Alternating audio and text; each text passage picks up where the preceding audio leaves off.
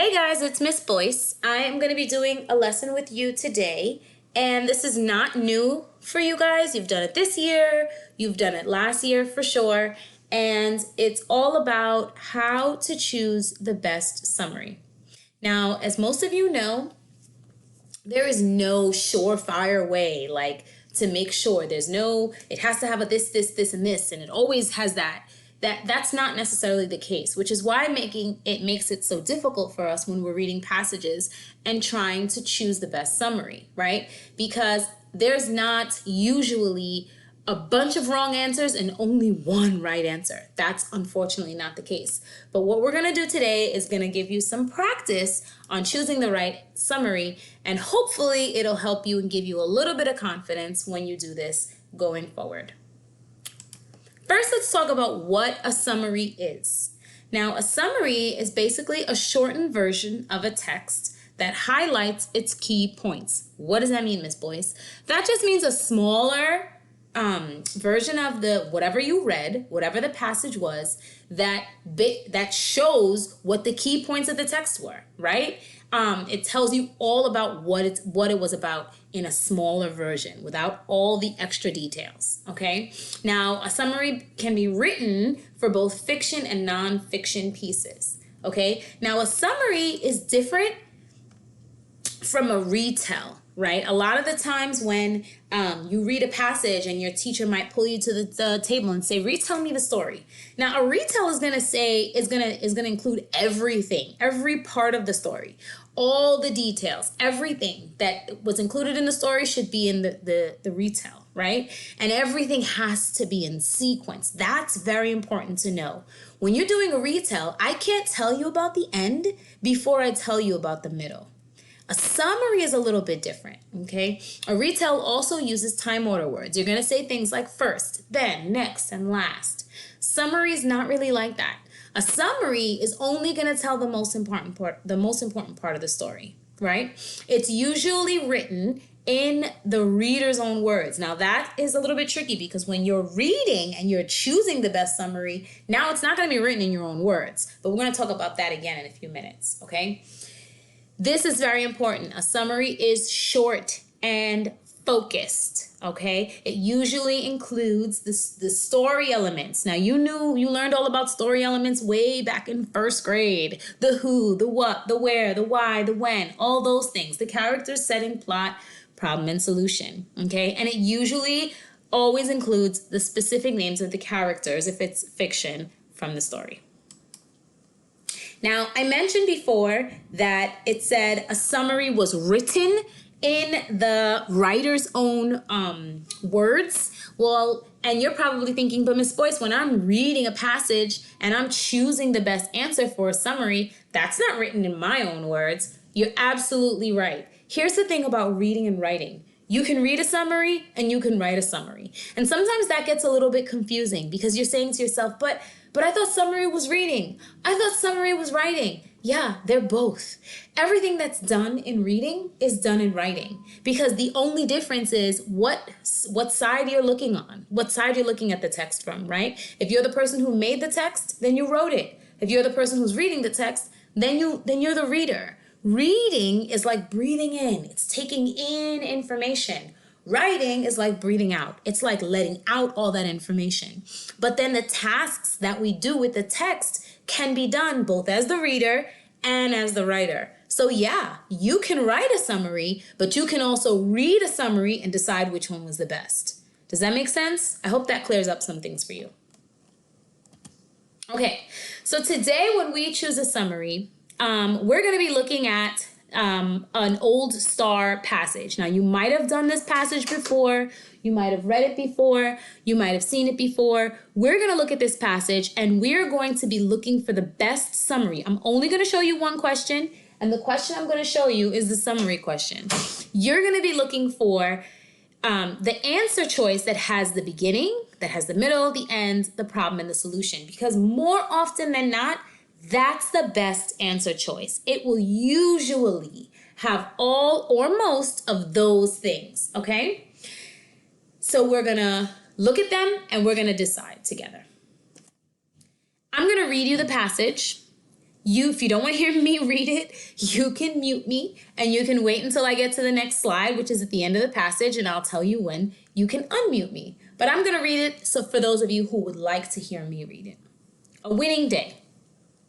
Here we are, Keisha, Mom said, pointing to 2 seats in the front row of the basketball arena, near the home team's bench. I know how long you've waited to see your favorite basketball player in person, she added with a smile. These seats are incredible, I exclaimed. It was really nice of your boss to give you these tickets. Did you remember to bring the photo? Mom said. Of course. I waved my photo of Dwight Edwards at her. I was thrilled to be at my first professional basketball game, but even more thrilling was the fact that my favorite player had joined our home team. Ladies and gentlemen, the Sewville Bearcats, the announcer's voice blasted through the arena. At point guard, wearing number 45, Dwight Edwards. The crowd roared, and I cheered until my throat stung. I could not believe I was seeing the Dwight Edwards in person. Throughout the game, against the Raiders, Dwight made one fantastic play after another. Well, what do you think, Keisha? Mom asked. This is awesome, Mom. I just hope... Do you think there's any chance he'll sign my photo? I don't know, honey, Mom replied, but we're in the best seats for that to happen. I listened to the players' shoes squeaking loudly on the court. Sometimes I could even hear the players talking to one another. On television, they didn't look so immense, but they towered above me in real life.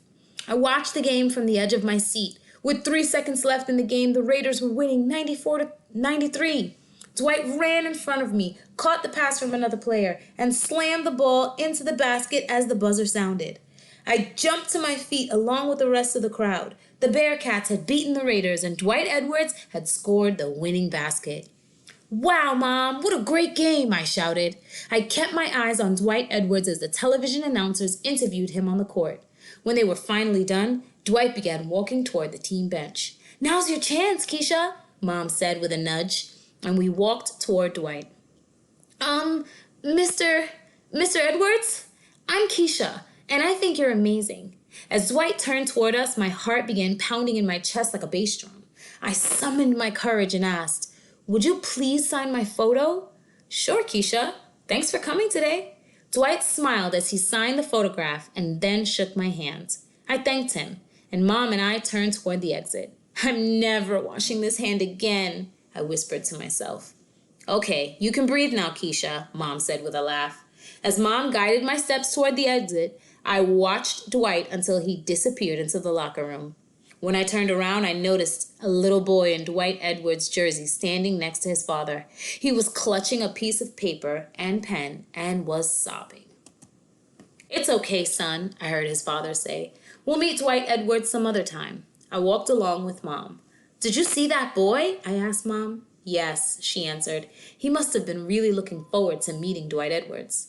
I looked back at the steady stream of people leaving the game. I could see the boy huddled against his dad, who stroked his hair, trying to console him. I looked at Dwight Edwards' signature on my photograph and thought about how great it had been to meet him. Then I thought about how kind Mom's boss was for giving us the tickets that allowed me to have this experience. Wait right here, Mom. I'll be right back, I said. I pushed my way back through the crowd and saw the boy and his father were still standing there where I had seen them. When I reached them, I tapped the boy on his shoulder. His tear-streaked face peeked out at me from under his father's arms. Here, I want you to have this autograph, I said, handing the boy Dwight's photograph. The boy's eyes widened. Dwight's autograph? Wow, he exclaimed, beaming. Thank you. No problem, I replied. I turned to meet Mom, who stood waiting for me. Keisha, that was very thoughtful of you, she said, hugging me. I know how much that autograph meant to you.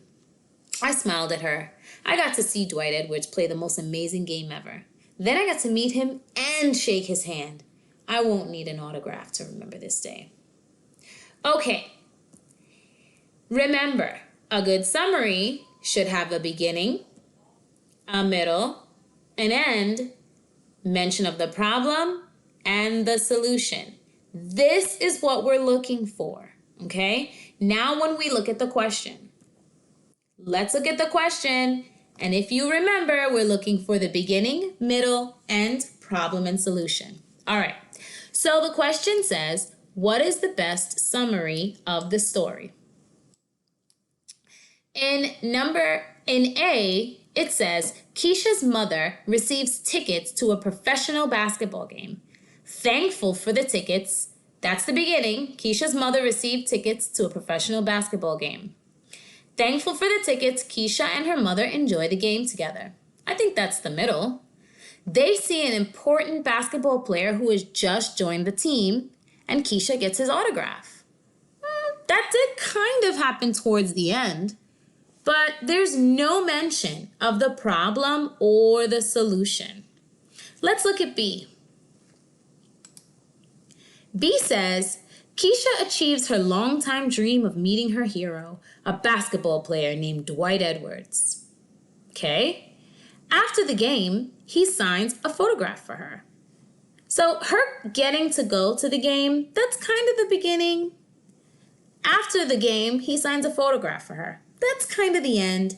Keisha feels sorry for a child who's crying because he was unable to get an autograph. I would definitely say that that's the problem, right? The little boy was crying and Keisha felt sorry. But didn't she do something about it? So there's no mention of the solution in this problem. Let's look at C. Eager to see her favorite basketball player, Keisha hopes that he will sign a photograph for her. After the game, her mother encourages her to approach him. So we talk about after the game, which makes me infer the beginning and middle, right? So I guess she saw her favorite player and hoped that he would sign a photograph for her. But we know that she went to a game because it says here after the game. So I'm going to have to infer all of this part. He agrees to sign the photograph and thanks Keisha for coming to the game. Well, yeah, that kind of happened around here towards the middle, into the end. But still, there's no mention of the little boy, which is the problem and the solution in the story. Let's look at D. Keisha and her mother go to a basketball game to see Keisha's favorite player, Dwight Edwards. Keisha meets him after the game and gets his autograph. However, a little boy's sadness leads Keisha to give the child her signed autograph. Now here is where I think the answer is. Why? Well, she and her mother went to a basketball game to see his favorite player. Beginning and middle. She meets him after the game and gets his autograph. Middle towards the end. A little boy, however, tells me that there's something bad or something contrary happened. A little boy's sadness, problem, leads Keisha to give the child her signed autograph. Solution, she gave him the autograph in order to deal with his sadness. So D is most certainly my answer.